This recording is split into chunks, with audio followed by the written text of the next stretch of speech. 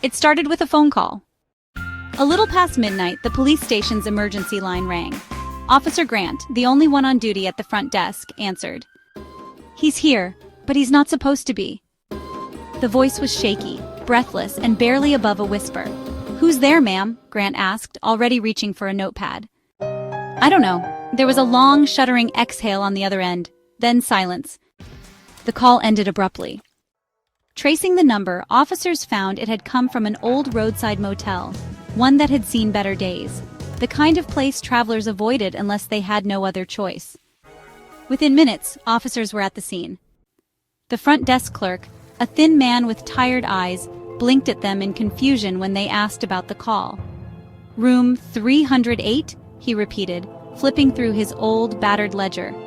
"That room hasn't been rented in, must be 6 or 7 years now. It's been closed off."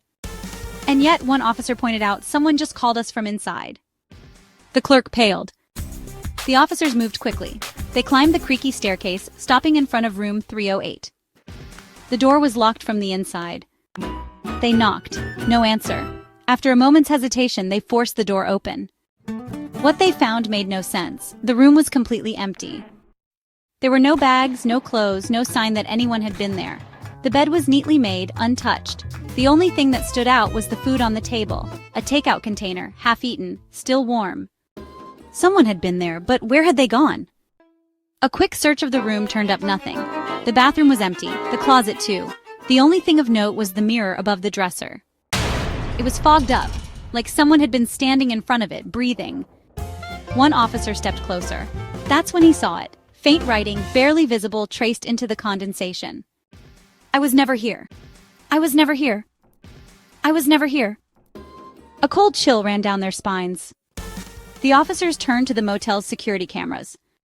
They found the footage from just an hour before. At 11:57 p.m., the camera captured a woman entering the motel.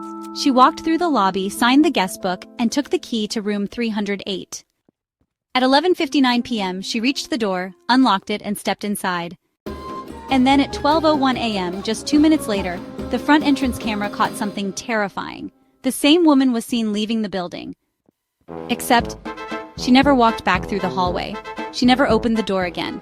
It was as if she had skipped time. As if the moment the door closed behind her, she was already leaving. There was only one way out, and she never used it. The officers, now unsettled, went back to check the guest book. They needed a name. The handwriting was shaky, but readable. The name she had written was Eleanor Price. One officer ran the name through the database. What he found made his blood turn to ice. Eleanor Price had died 6 years ago, in room 308. Official reports said she had checked in one rainy night and was found the next morning, sitting upright on the bed, a look of sheer terror frozen on her face. Cause of death? Unknown. The room had been closed off since, and yet tonight she had checked in again, and then in 2 minutes she had disappeared, just like before.